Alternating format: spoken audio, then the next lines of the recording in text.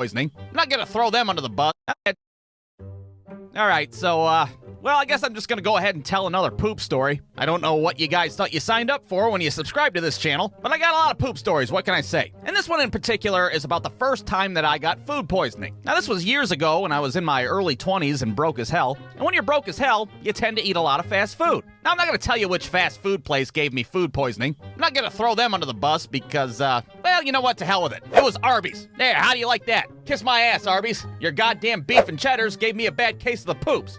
To the legal staff of Arby's Incorporated, Bruce 2 Films apologizes in advance for slandering your ass 6 ways to Sunday in this shitty stick figure cartoon. Please don't sue the shit out of us. Sincerely, Bruce 2 Films' robust legal team of Harvard lawyers. Okay, so like I was saying, I ate a very delicious, but very tainted beef and cheddar sandwich from Arby's. And this naturally gave me a very bad case of the poops several hours later. Now, what do I mean by a very bad case of the poops? Well, if you've ever read the classic Aesop's fable, The Boy Who Cried, I gotta shit, and I gotta shit right now, then you'll know exactly what I'm talking about. You see, what would happen for the next day and a half was that my stomach would be all like, and then I'd have precisely 14 seconds to find the nearest toilet before my asshole fell out and a river of shit destroyed the greater county area. But the thing is, as soon as I reached the toilet, instead of shitting out a cascade of ickiness, all I could muster out would be like half a turd at the most.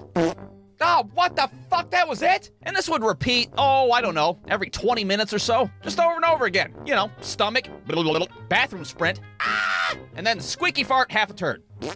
Now, I don't know what I did in my life to wind up in whatever circle of hell I was in, but it couldn't have been at a worse time, because I had a job interview the next morning to go try to work at a shitty car dealership for the rest of my life. I don't have time to be dealing with a poop episode right now, that's for sure. And you might be asking yourself, well then why don't you go to a doctor? Well, for one, like I said, I was broke as hell and I live in America, so there's that. And for two, even if I did go, they're probably gonna wanna make me poop in a cup so they can analyze it. And that shit's pretty fucking weird if you ask me. What do I gotta do it in the office while the doctor's making eye contact with me? Or do I do it at home and fucking shit in a Yahtzee shaker? And just bring it in Monday morning like, hey, here you go. Here's a little bit of me that you can test or put under a microscope or whatever the fuck you do with it. Yeah, no, I'm good on that. I'm not going to the doctor, and I sure as hell ain't pooping in a cup. So the following morning rolls around, and, well, I'm still the mayor of Poop City, if you will. Hell, if anything, it's slightly worse, because now I got a bad case of hot farts to go along with it. But I decided to roll the dice and go to my interview anyways. And of course I show up late as hell because halfway to the dealership, I had to pull over at a Circle K and burst through the door like, hey, can I shit here? I swear I'll buy a pack of gum or something afterwards. I just need a shit. So I sit down for the first time with what would be my future boss. And at first I thought maybe I should like give him a warning beforehand, like, hey, real quick, if I bolt out of this office abruptly, it's not because I'm not interested in the position. I just don't want to shit myself in front of another grown man, you know what I mean? But I decided not to because, well, that would be weird. Now, the good part of this interview was that it was very short. The bad part of this interview was that I totally crop dusted the office with hot farts the entire time. So do you have any experience working at a car dealership? No, not yet. But I surely would like to. That's weird. It suddenly smells like a Kmart in here. Anyways, we're gonna need you to take a drug test. Yeah, I can take a drug test. I can do it right now if it gets me out of here. So we conclude the interview, and I walk out of there before the fucking paint starts peeling off the walls. I show up for my drug test afterwards, still trying to keep my shit together both figuratively and literally. Yeah, hi, I'm here to poop in a cup, or pee in a cup. I meant pee in a cup. I don't poop in cups, okay? Okay then, we'll have somebody escort you back as soon as we can. So I get led back to a bathroom where I can do my business. And of course, when I get in there, I can't take a piss for the life of me. And at first I think, well, maybe I can just shit in the cup instead after all. I've been doing plenty of that lately, why not? Just pop out of there with half a turd in a cup. Hey, you can test this, right? It's all from the same place. No, I'm not doing that. I'm sure my future boss would be getting a phone call 5 minutes later like, hey, yeah, that guy you sent in, I didn't even bother testing him. He's shit in the pee cup, for Christ's sake. I think it's safe to say that he's some sort of crackhead. So I'm standing there, dick in hand, thinking about waterfalls and unkinked garden hoses. Well, all of a sudden, I hear the guy standing outside my door start to whistle.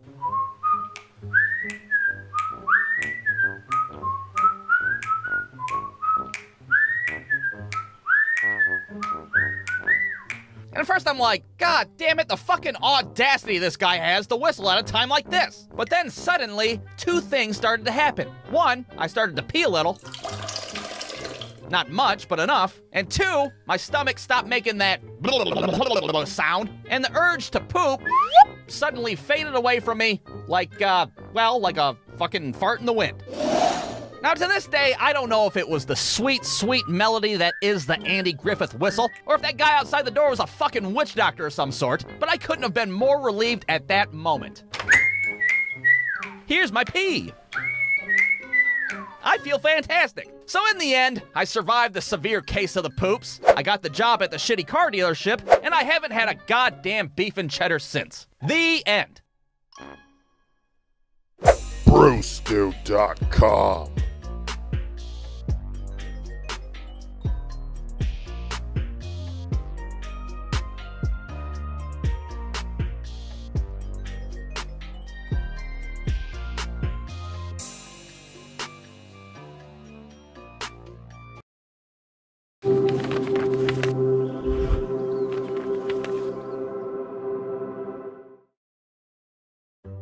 All right, so like 8 years ago, I got the chance to go on a professional ghost hunt. Now you might be thinking, professional ghost hunt? What kind of Scooby-Doo crap are you talking about? Well, I thought the same thing when my friend Brewer came up to me at work one day and was like, hey, want to go on an overnight ghost hunt at a rundown state prison? What the? An overnight ghost hunt at a rundown state prison? What are you on mescaline? What are you talking about? Well, long story short, Brewer just happened to know some people that were a part of a professional ghost hunting team.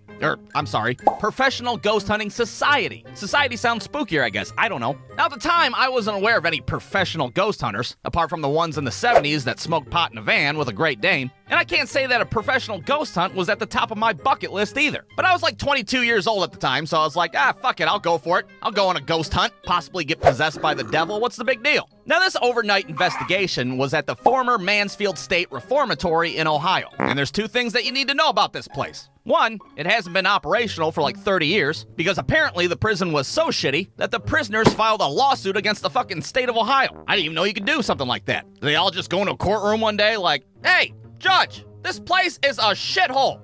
Well, yeah, it is a prison. Yeah, but it's like, god damn, you know? Well, it's hard to argue with that, I guess. Sustained, overruled, shut the place down.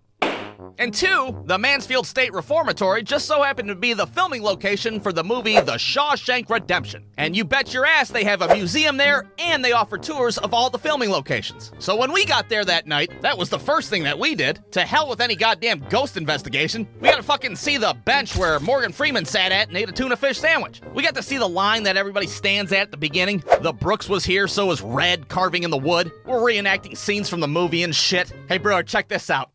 Get busy living or get busy dying. Now that's pretty good. Check this one out. I have to remind myself that some birds aren't meant to be caged. Their feathers are just too bright.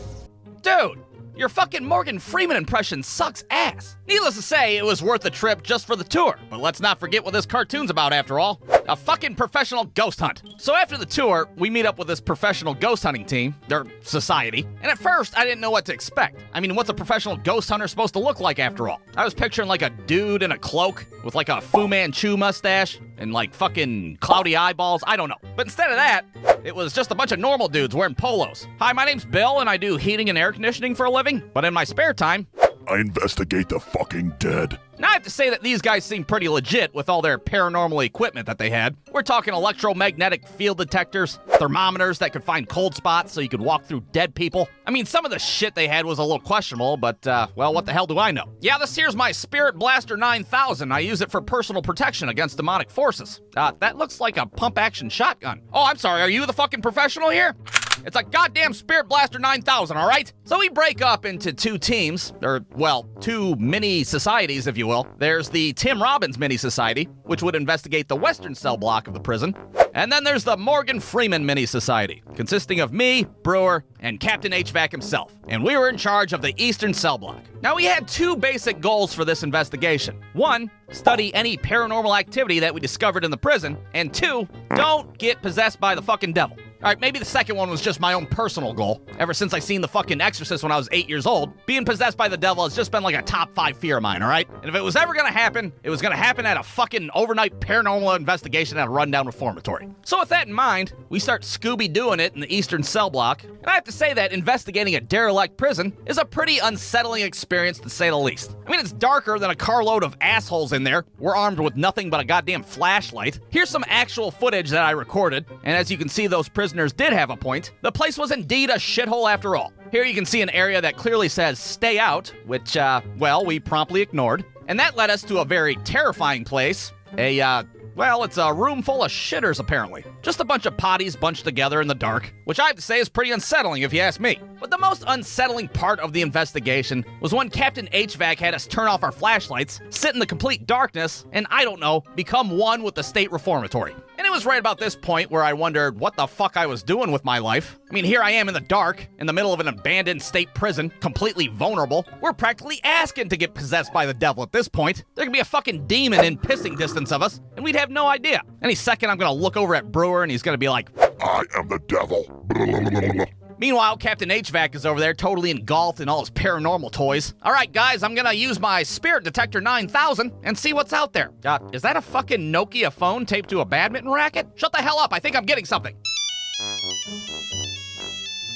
I fucking knew it. All right, everybody, follow me. So at this point, we enter into a room that I assumed was the prison showers. And my first thought was, oh, great, the prison showers. This place surely won't be haunted as hell. Nothing bad ever happens in the prison showers, after all. And just when I think that, we heard a noise from the other side of the room. And by we, I mean 2 out of the 3 of us heard it. Holy smokes, did you guys hear that? Yeah, I fucking heard that. Hey, you guys want to get Taco Bell when we're done here? God damn it, get your head in the game. I think that noise came from that vent over there on the wall. So we go over to the other side of the room where this big-ass vent is, and the fucking Nokia phone just starts going ballistic. Holy hot dogs on a stick. Boys, there might be something demonic in this vent. Are you sure? It just looks like a normal vent to me. No. If there's one thing that I know. It's heating and air conditioning. Now, I don't care if you believe in ghosts or not. This was a pretty butthole-clenching moment, no matter who you were. The odds of somebody getting possessed by the devil had to have been through the goddamn roof at this point. Well, suddenly Captain HVAC whips out another one of his paranormal gadgets. All right, we're gonna have to use the Spirit Box 9000 and see if this presence wants to communicate with us. Now, I gotta say, the Nokia badminton racket was one thing, but this Spirit Box 9000 contraption was on a whole nother level. Somehow, this device allows spirits to talk to the living. I don't know what the science is behind it, something to do with frequencies and an electromagnetic whatever the fuck, but somehow a ghost can form a word with this machine, and the machine says the word out loud for you to hear. It's basically a fucking speak and spell, but for dead people. So he whips this bad boy out and was like, hello, we are the Morgan Freeman Mini Society. On a scale of 1 to 10, can you tell me how dead you are? And I shit you not, as soon as he asked that fucking Spirit Box 9000 said one word and one word only. Murder. God, did that thing just say murder? Murder. I don't like this anymore. Murder. Murder. Murder! Blah! Oh my God! All right, that's not what really happened. I kind of wish it did. It would have made a better ending to the story. But instead, what really happened was that me and Brewer sat there for like 45 minutes and watched this guy have a conversation with a fucking vent, and this goddamn Spirit Box 9000 just uttered a bunch of random-ass words that made absolutely no sense. Porcupine. Popsicles. Pumpernickel. Pumpernickel? What the hell? Hang on, is this thing fucking calibrated right? Yeah, I don't know what late-night QVC infomercial this dude bought this thing from, but it was a complete pile of horse shit. Penguins. Pop-Tarts. Panama. What the hell? Why is it only saying P words? This thing is a piece of shit. So I think it's safe to say that we didn't experience any paranormal activity at the Mansfield State Reformatory. That might seem disappointing at first, but well, on the plus side, nobody got possessed by the devil and did a fucking backwards crab walk down the steps either. So I consider the investigation a success. And you might be sitting there watching this like, oh, you piece of shit. What an anticlimactic ending. Well, what can I say? Real life's not a goddamn Quentin Tarantino movie, all right? Feel free to take your ass down to your local Walmart and pick up a Ouija board, and you can go talk to the devil yourself and see if you get a better ending. Good luck with that shit. In the end, we survived the investigation of the Mansfield State Reformatory, and most importantly, we did get fucking Taco Bell on the way home. So it was a great night. The end. BruceDo.com.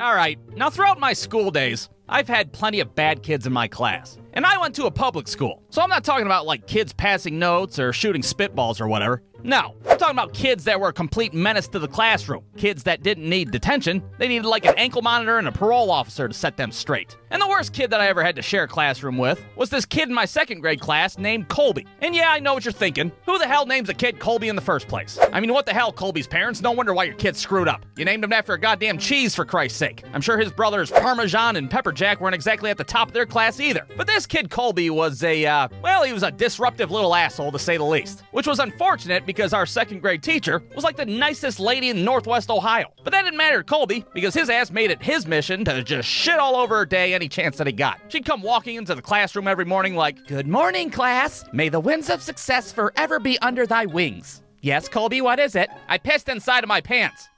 Okay, well, that's all right. You just had a little accident." "No, I fucking did that shit on purpose." Well, why on earth would you do that?" "Because fuck you and fuck your wings of success, that's why." All right, maybe he wasn't that bad, but, well, that was definitely his mentality. Any way that he could screw with our teacher, well, by golly, he was gonna do it. Like, if she asked Colby a question, he would always answer in, like, some bullshit language that he made up. "Okay, Colby, can you tell me what the capital of Wisconsin is?" No, it's not Booble Booble. You want to try again?" "Schmergendurgen Bergendurgen." What is that, Portuguese? What the hell is he saying? You know what? To hell with Wisconsin. You guys want to do a spelling test? How about we do a spelling test instead? Yeah, I don't know what kind of medication this kid was on, but, well, his ass wasn't taking enough of it, that's for sure. And the worst part is I sat next to his ass for quite a while, and he'd be whispering this gobbledygook bullshit all day long. We'd be like balls deep in a math test, and Colby's ass would be like, "Whoop-la-ba-ba-ba, whoopie-doopie-doop." "Colby, can you not right now? This fucking long division is kicking my dick in right now. Can you just shut the hell up?" "Hey, I think Colby's having an episode of some sort. Could you, like, escort him from the premises, please?" Well, needless to say, eventually Colby got his own little area of the classroom over by the, Windows 95 all by himself so he can't distract anybody. And this just made matters worse because Colby was not having that shit. He'll be damned if he's got to sit there by himself where nobody can hear him talking his fucking fake-ass foreign language. So throughout this school year, his ass would gradually become more and more disruptive. Like, for example, every day we'd have like 15 minutes of silent reading. And one day, instead of reading a book, Colby's ass just whipped out a Game Boy and started playing that instead. Motherfucker didn't even turn the volume down. He's just sitting there like... And another time in the middle of class, Colby asked to sharpen his pencil, but instead of doing that, his ass got inside of a garbage can. Why would he do that? Well, because fuck you, that's why. I'm sitting in the garbage. I ain't doing your fucking spelling test, that's for sure. Hell, one time I saw this kid chew off all the erasers from the tips of his pencils and then spit them across the room like they're fucking sunflower seeds. And like, yeah, he would get in trouble. Like every week our teacher would have to call down to the office and be like, "Yeah, hi, Colby's being a little asshole again. I'm sending him your way. I've never struck a child, but, well, today could be the day." And then he'd be gone for a few days and we'd have ourselves a little Colby vacation. But he always came back eventually, fresh from his suspension or his stay in the sanitarium or wherever the fuck he would go. And it'd be like rinse and repeat every week. Like every Monday morning we'd all get together like, "Oh boy, what's Colby gonna do this week, huh? Oh, look, he already drew a fucking wiener on the chalkboard. What a madman." But I gotta say, out of all the shit that Colby did, the craziest bit happened towards the end of the school year. And we're talking like the last week of school, where we're not doing anything at all. We're just watching fucking episodes of Bill Nye the Science Guy over and over again. And at this point, Colby hadn't acted out in quite a while. Hell, I distinctly remember thinking, man, Colby seems pretty chill lately. Maybe he's turned over a new leaf. Maybe his ass has found Jesus after all. And just when I think that, I look over, and the motherfucker's dancing on top of his desk with his shirt tied up like some kind of hoochie mama. Now, at first our teacher's doing like a fucking crossword or something. She doesn't even realize what the hell's happening. Meanwhile, Colby's ass is putting on a fucking show for everybody.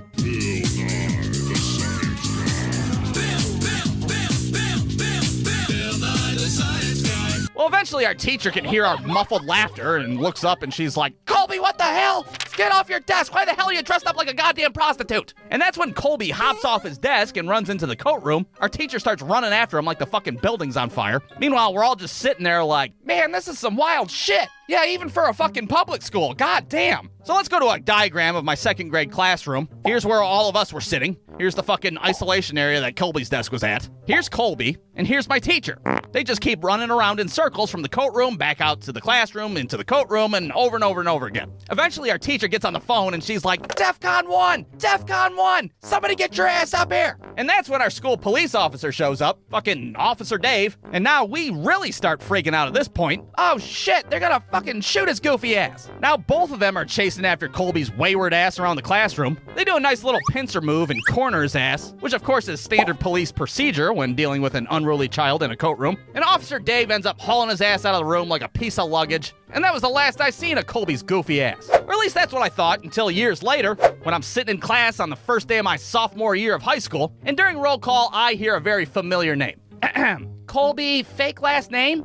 Is Colby fake last name here? Yeah, I'm here. And at first I'm like, holy hell, Colby from second grade's in here? That kid's still alive? What the fuck? What the hell's this kid gonna look like after all these years? Is he gonna have an ankle monitor? Is he gonna have a fucking face tattoo? What the hell? I look back, and to my surprise, Colby is just this normal ass dude wearing a polo. Well, after class, I just can't help myself. I go up to him and I'm like, dude, you were in my second grade class. What the hell was wrong with you back then? What, second grade? Ah, yeah, that was just a weird time in my life. I don't know, I was just really amped up all the time, and I watched Animaniacs a lot. And I'm like, Animaniacs? Dude, I thought you were on fucking methamphetamine. So I guess the moral of the story is, don't judge a book by its cover. Some of you might have had a Colby in your second grade classroom who, you know, spoke a fake foreign language under his breath from time to time. But guess what? That doesn't mean he's smoking crack under a bridge. They could be just living a simple life, married with 2 kids, little provolone and little mozzarella, and they're just normal as hell after all. The end. BruceDo.com.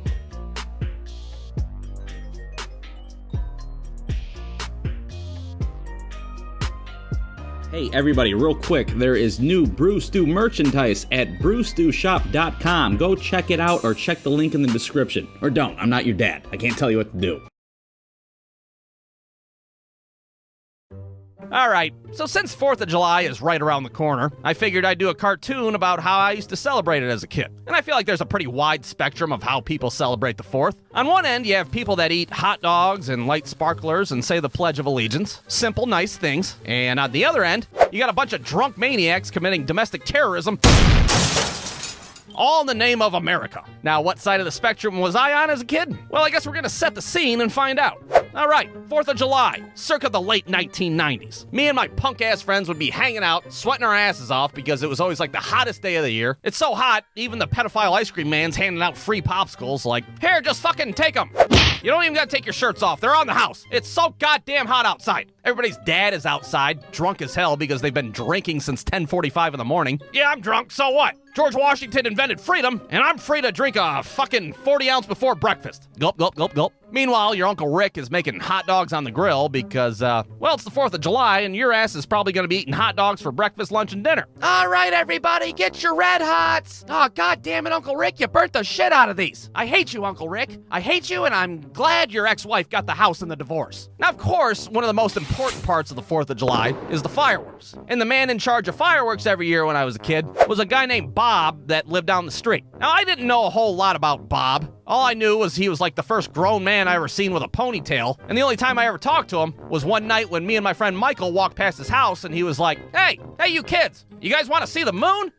See the moon? It's right there in the sky. No, I mean like through a telescope. I got one in my backyard. You guys want to see the moon? Come on, let's go see the fucking moon. Now, normally, if you went into the backyard of a man named Bob with a ponytail, your ass would end up on a fucking milk carton a week later. But thankfully, this Bob was all right. He was one of the good ones. All he cared about was seeing the fucking moon through a telescope, and by golly, that's what we did. Anyways, what am I talking about? Oh yeah, Bob and his fireworks. So anyways, every 4th of July, Bob would have a shit ton of fireworks. And we're not talking little snakes and sparklers here. We're talking some illegal-ass fucking Chinese writing on the side, big-ass fireworks. We're talking shit that was named after fucking AC/DC songs. They'd be called like TNT and Thunderstruck or fucking It's a Long Way to the Top if you want to rock and roll. All right, maybe not that one, but that is a good fucking song. I don't care. So every year, Bob would line all these fireworks up, and for like 35 minutes or so, the sky above our neighborhood looked like the fucking apocalypse.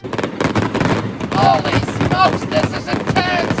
I mean, we're talking about a grown man with a fucking ponytail, all right? He's practically got a fucking PhD in fireworks. He knows what he's doing. Now, you'd think that, well, us being small children, we wouldn't be allowed anywhere near these fireworks. But then you gotta remember that we're being supervised by a bunch of drunk dads. And let me tell you a secret. It's a lot like not being supervised at all. Hell, it seemed like the drunker that they got, the more dangerous shit we were allowed to do. So then I said to the guy, oh, what the hell, we're out of beer already? Hey, Michael, get your ass over here. Take my car down to the carryout and get some more beer.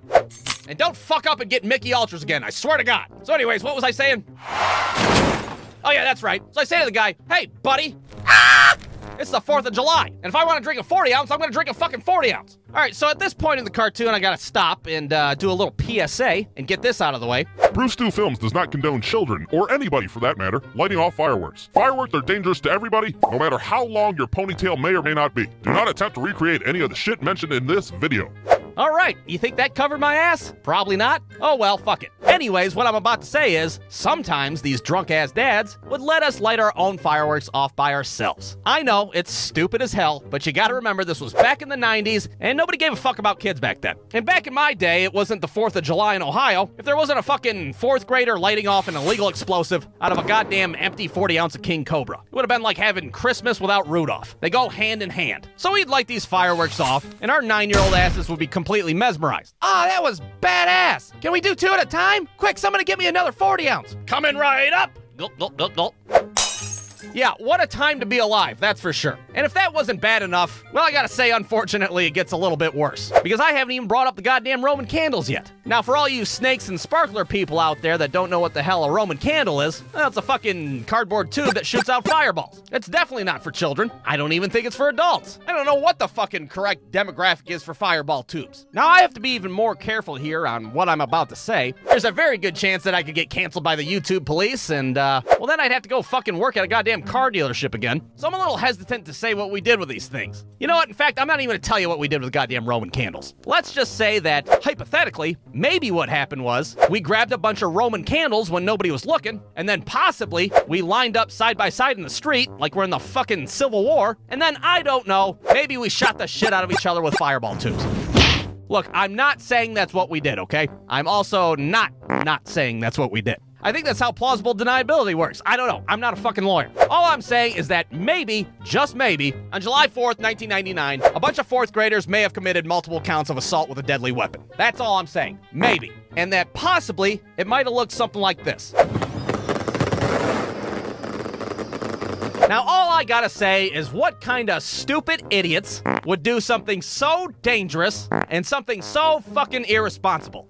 I don't have the faintest idea, but I surely don't recommend it. Fireballs are great when they're in a Super Mario video game, not so great when you're launching them at your fucking friend wearing a Scottie Pippen jersey. That's bad news. How about another PSA? Should we do another one? Ah, fuck it. Better safe than sorry. Bruce Stu Films does not condone shooting fireballs at your fucking friends. Don't do stupid shit. Fireworks is bad. Don't firework. You think that did it? That definitely covered my ass now, right? God, I hope so. So with all that being said, I hope you all have a very safe 4th of July. Remember that fireworks and 40 ounces don't mix. And probably just don't screw around with fireworks to begin with. You will get hurt, I assure you. I'm living proof. Maybe, that is. Allegedly, I'm living proof. Leave all the firework lighting to the man with a ponytail, or at the very least, like a fucking shirtless guy with a mullet. Happy 4th of July, everybody. The end. BruceStu.com.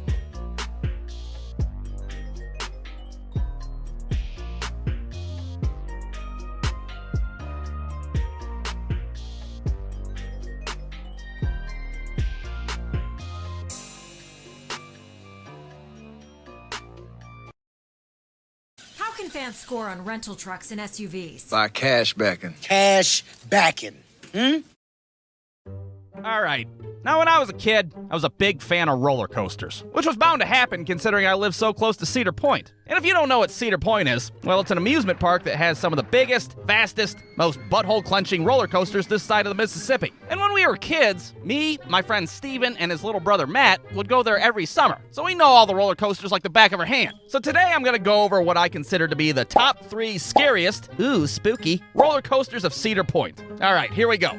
Number 3. The Magnum. All right, now the Magnum was like the first roller coaster that I was genuinely scared of. I mean, the thing is 200 fucking feet in the sky. It was built in the 1980s by a bunch of drunk welders. How safe could it really be? Hey, you guys want to go ride the Magnum?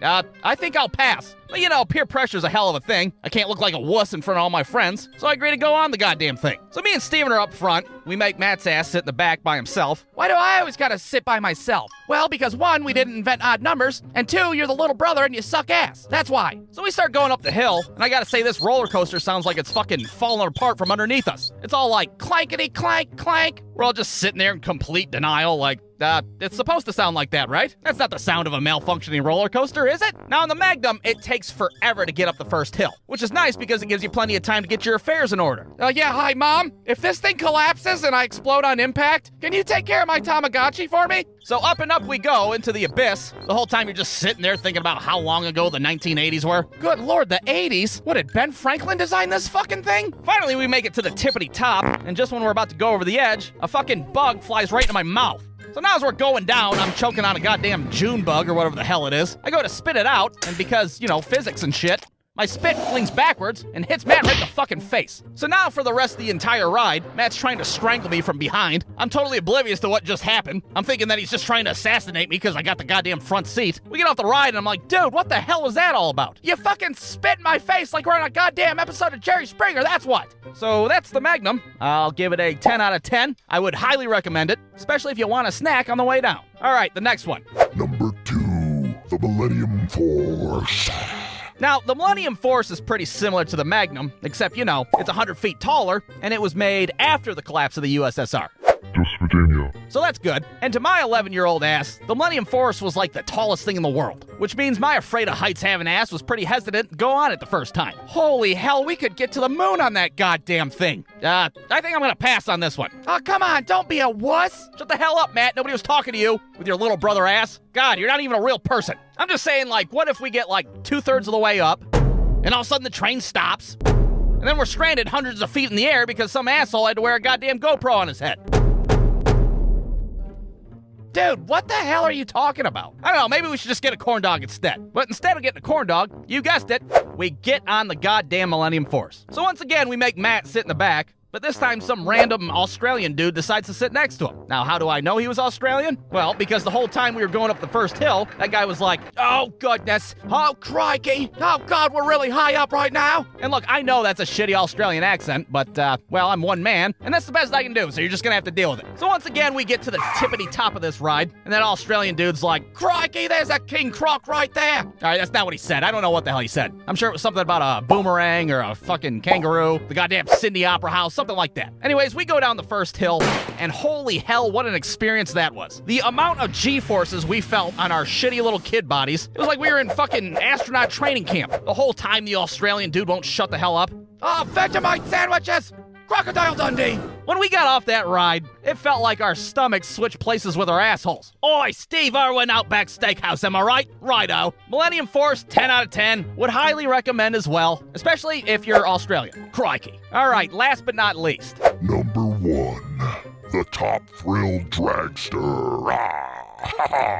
All right, so this is kind of a tricky one because I think this ride's getting shut down for good, considering it's, literally falling apart and trying to murder people. But I'm